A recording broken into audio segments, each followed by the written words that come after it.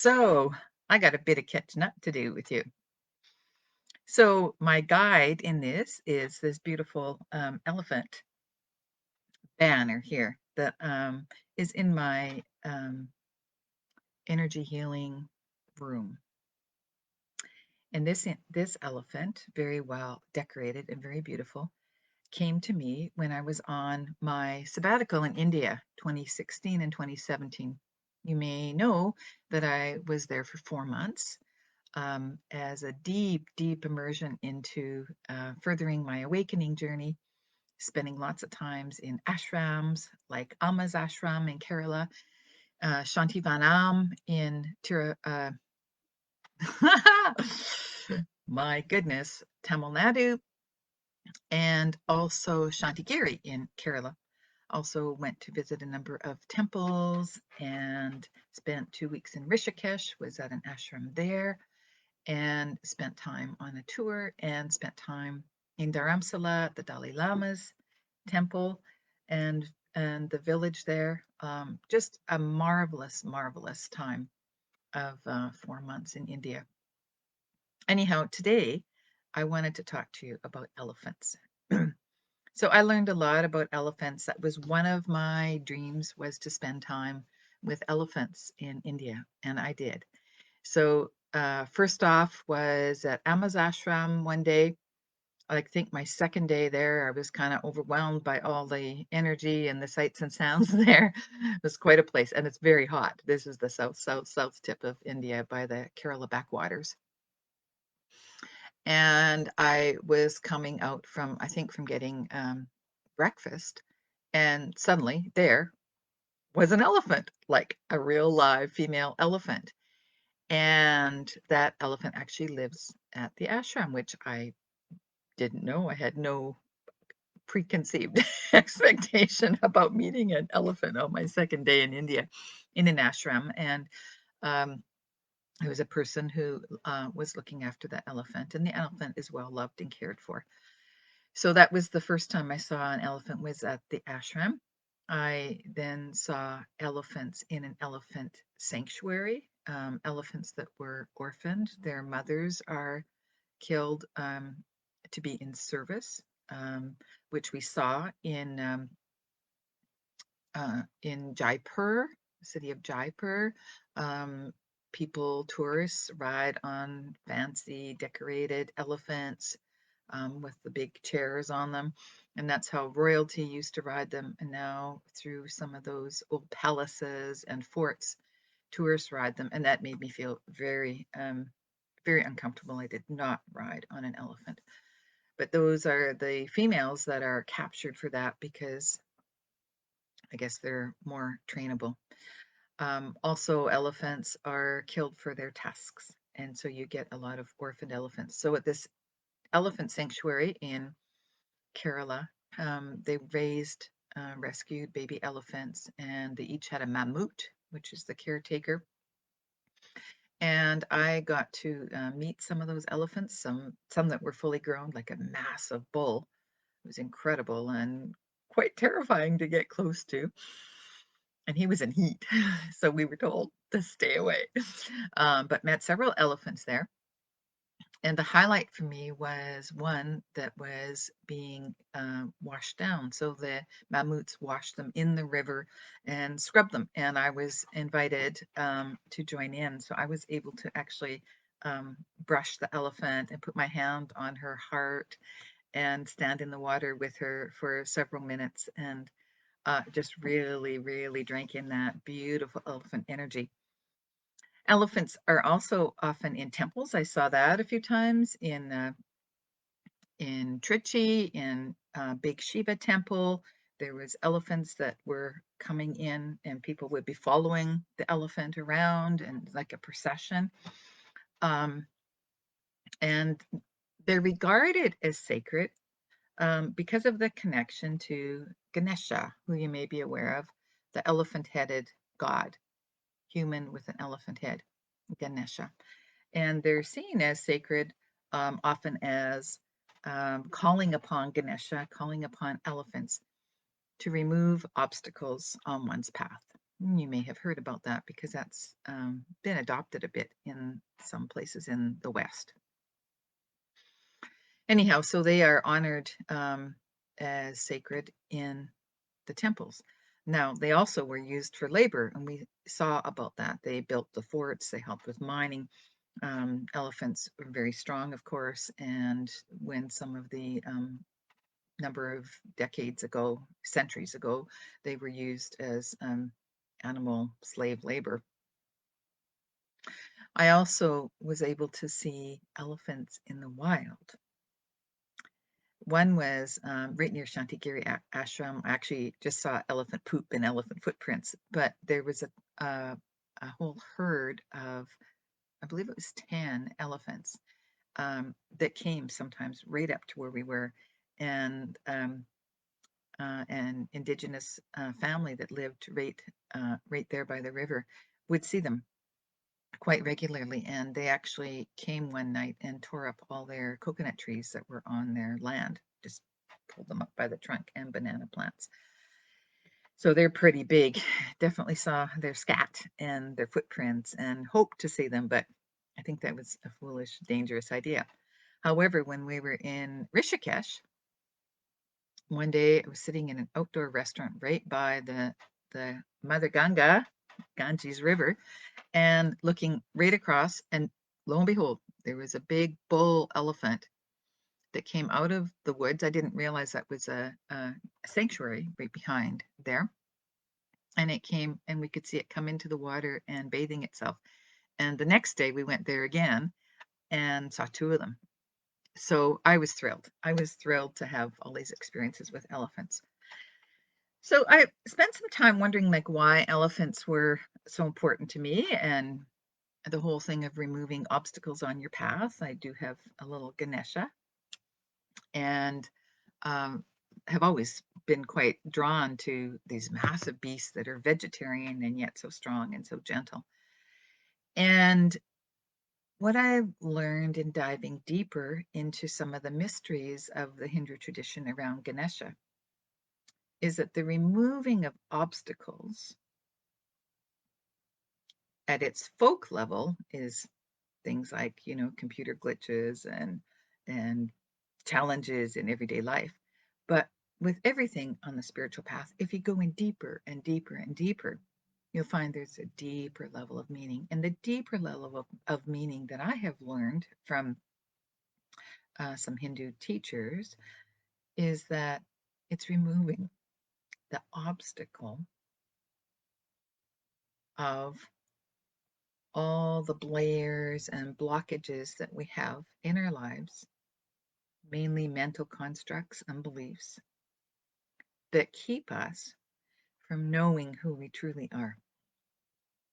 So the clear of obstacles that keep us from knowing our true self. So, wow, no wonder I was drawn to elephants. Because why was I going to India? I was going there to see what is in the way of me fully awakening. What is it that's ready to be released and freed up? That was my question. That was my intention. So, through all the different ashrams and pilgrimage places I went, and temples, and deep times of meditation and silence, and spending time with various beautiful, big spiritual beings and elephants, I was activated so much that my energy field really expanded. My access to my soul became so illuminated, and my body crashed. So I picked up in a very remote area. I picked up some nasty bacteria, which is due to the polluted water, and I picked up a whole lot of parasites. Got quite sick in India for a couple of weeks, but recovered enough to carry on because it was my dream pilgrimage. I'd been wanting to go there since I was very young. And so I recovered enough to enjoy the rest of the time in India and then a month in Europe after that. And it wasn't until I got home that the obstacles that needed to be cleared out of me really hit, and I got very ill. And I kept getting more and more and more and more ill until I was essentially bedridden and got very, very severe inflammation, systemic inflammation all over my body, and including very severe brain fog. It took me 2 years. 2 years. So I was not very active. I wasn't teaching much. Well, I wasn't teaching at all for a year. I slowed down on seeing clients. I was not very visible in the community and had to spend a lot of time letting go, letting go, letting go, calling on Ganesha, calling on the angels, calling on my own true self to release all those beliefs and patterns and programs that were in my field, in my experience, in my mind that kept me from knowing my true self. Whew, 2 years. Yeah. And then another year kind of rebuilding my strength and getting back in the flow. So I'm great now. I'm fully healed. I came into full amazing healing and recovery. Even though I know I was knocking on death's door, that was pretty clear to me that I was hovering very close to death for quite some time. And it was not my time. My time was about letting go of living and dying. So when this COVID pandemic hit this spring, I was well used to this time of being in isolation and being at home. I thought, isn't that interesting? I did this cocooning time before the rest of the world. And so here I was in this place of being ready to really produce and create and be out more in the world. And so what I did was I wrote, and I wrote this story about me getting ill in India. And not the outer, but the inner journey, the spiritual journey, the soul journey of how I journeyed through releasing, transforming,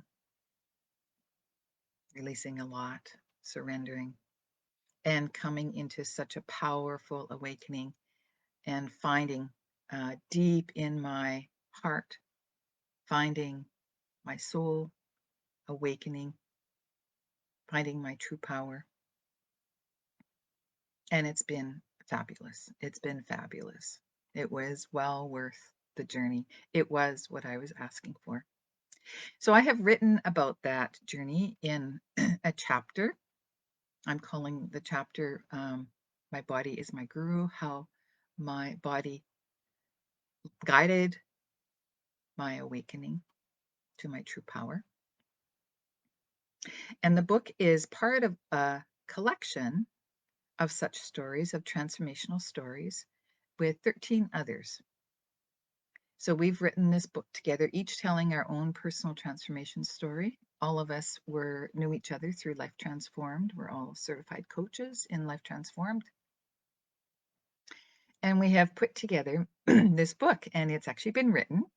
We're now on a bit of a publishing delay, but the book is called Your True Power, Key to Your Amazing Life. And what the intention is to tell our story and stories of the 14 of us in the vision of it inspiring you to open to your true power. Each of our stories are very different. I think mine's the only one that's specifically about body, but there are a variety of stories and powerful stories, true stories written from the heart to encourage you. So you'll see the hashtag Your True Power Book on this video and on all my videos, as well as Your True Power Challenge, because what we're doing as part of getting ready to bring your true power out into the world as a book, but also as a movement to help people awaken to their own true power. And so we're doing a challenge, a visibility challenge called Your True Power Challenge. So you're welcome to join in if you want. And you can use the hashtag to find any of the videos. And you can find mine on this Facebook page and also on my Heart Awakening Transformational Coaching and Energy Healing page. So that's a lot in a short time. I will be giving you further updates because we're moving into pre-sales in Canada. We have had pre-sales happening for an electronic version of the book in the United States, and that was limited, not by us, but by the particular retailer we've been going through. And we just decided today that we're going to launch in Canada as well as other countries in the next few weeks. So I'll be letting you know about that. So watch for updates about your True Power book and check out my site. If you put a like on it, that helps to get more visibility. If you have questions or comments, please write them on this post or on um, the ones in my Heart Awakening page. Much love to you, and I hope this information, this sharing, lets you know that the obstacles and barriers and limitations and places of stuckness that you might feel in your life don't have to be there. They can be overcome. There is so much infinite light and love for you. And our stories will give you an idea of a path. And there's also many sharings and teachings that we're giving you to give you aids along that journey of opening to your own true power. Light and love to you.